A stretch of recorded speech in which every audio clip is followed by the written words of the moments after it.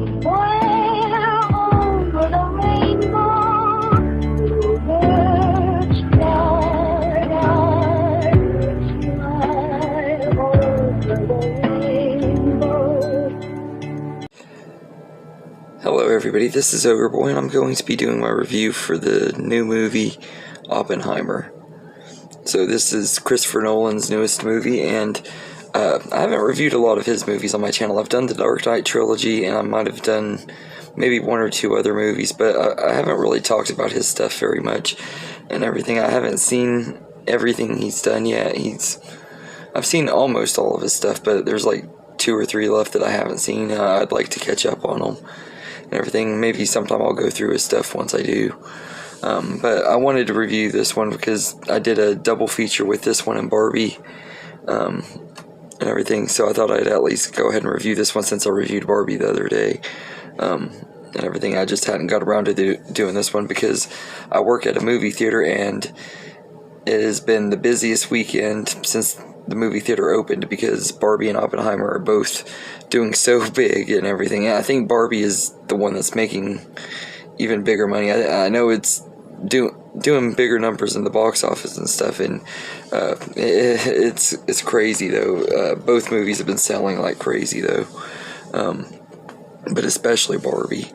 But anyway, this movie follows the story of J. Robert Oppenheimer's role in the development of the atomic bomb during World War II, and most of the movie is just kind of dialogue driven, like it shows like different scenes and stuff of him in different, they're sitting in rooms or walking around talking and stuff. It shows like the trial and stuff after he created the bomb and everything leading up to it. It's a really unique biopic and everything, and the way the story is told is just really well done. There's some scenes that are in black and white, some scenes that are in color and everything, and it's just all about being objective and subjective and stuff in the main character's mind and everything. And it's really good character study of Oppenheimer and stuff. And Cillian Murphy is just absolutely amazing in here. I honestly won't be surprised if we see him getting an Oscar nomination. I think we could say that for some of the other roles in here too, but I think especially Cillian Murphy and is going to get one for Best Actor in a Leading Role. I bet he'll be at least nominated and everything, and because he's just great in this movie. I've always really enjoyed him as a character actor. He's really good, and most of the time he's a supporting role or a small role in movies, so he's usually never the main character and everything. So no, I know he might have been main characters in other stuff, but that I haven't seen and stuff, but most of the time he's a supporting role, and this time he had to carry this movie and everything, and he did a really great job and everything. And I had seen an interview with Christopher Nolan saying that he had been waiting to find the right character for him to be the main character and stuff in, and like he had auditioned to be the main character in Batman and a few other movies and stuff, and but I thought he was great in this. Absolutely one of the best performances of the year for sure, and the standout performance out of all of the cast in this movie to me is Robert Downey Jr., who is just absolutely amazing as Lewis Strauss. He's this political person that's got a lot of layers and stuff. There's some crazy stuff in here with him and everything, but he's not the most likable character and stuff, but Robert Downey Jr. just does such a great job at playing him, and like by the end of the movie and stuff, when it's revealed that he's not who he says he is and stuff, he's just really good and everything, and like his performance is great, and I just loved Robert Downey Jr. in this movie. He was amazing, and it just really kind of reminded me like of why he's always been one of my favorite actors and everything. I've always loved him as Tony Stark and everything.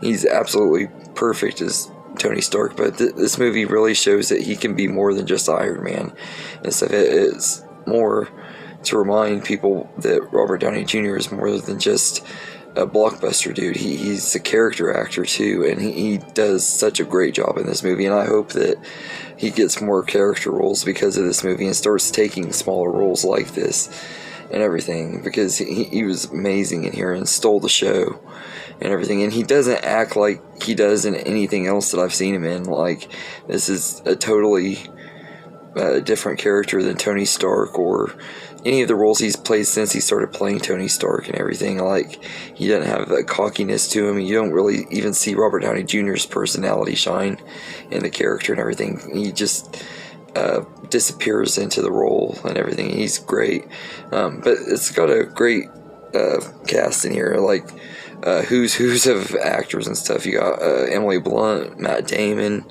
Florence Pugh, who also is a standout in this movie. Josh Hartnett, who I hadn't seen in a long time, was in here.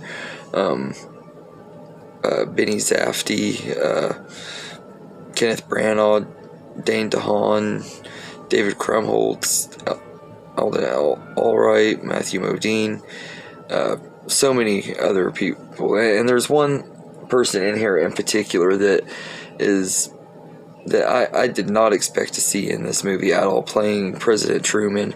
If you've seen the movie and you've guessed who he is, that's awesome and everything. He's just great. In just those few minutes, he stole the show and everything, just in those few minutes as President Truman and everything. I think he did a really great job, and I'm talking about Gary Oldman.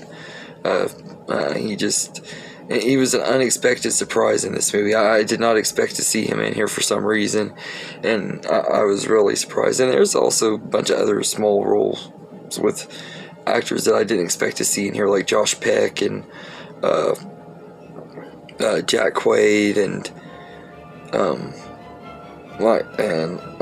Casey Affleck, Alex Wolff. There's a lot of good people in this movie and everything, and everybody gets their own little moments to shine. And even an actor that I'm not really crazy for, Jason Clarke, is in here, and I thought he was pretty good too. I'm not really a big fan of him.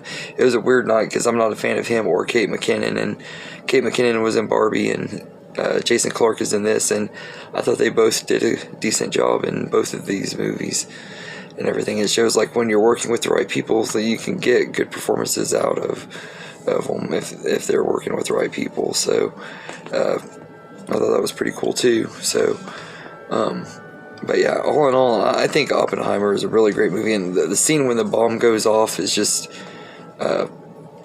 beautiful and everything. I don't know how he did it, but he was able to do it with practical effects, and it looks amazing, sounds amazing, and everything, as you would expect. His sound effects are always really great too, and he's just really great at technical stuff and everything. There was some parts where the dialogue was going on where it seemed like it was a little bit hard to hear, but not too bad. But all in all, I really enjoyed this movie. It's a really entertaining movie, and has a great cast, great directing. This might be Christopher Nolan's masterpiece. I don't know that I could say it's my favorite movie of his, though, because I really love The Dark Knight and Insomnia, but this is definitely one of his best movies for sure, and everything. It's definitely up there and everything. So and it is one of the best movies of the year too. I really enjoyed it quite a bit and everything. It was a very weird double feature with Barbie. The internet made it made doing a double feature a thing and everything, so I wanted to go along with it and everything. But it was a great double feature, and the most fun I've had at the movies in a long time, seeing two movies and everything. I personally feel like I liked Barbie just a teeny bit more and everything, and part of it is just because this movie's 3 hours long, and it's not going to be one I'm going to want to rewatch as often because of the pacing and stuff. And it's not like it's so slow that it runs it for me. It's just not something I'm going to want to rewatch all the time and everything. Like Barbie, I'll probably rewatch over and over again. I've already got plans to see it a couple more times in the theater at least and everything. So but yeah, Oppenheimer is a really good time, and I highly would recommend it. It's it's a great movie and everything. So I'd go as far to say I give Oppenheimer an A. It's a great movie. So anyway, let me know in the comments what you think of this movie, and I hope you enjoyed this video, and have a good day, everybody.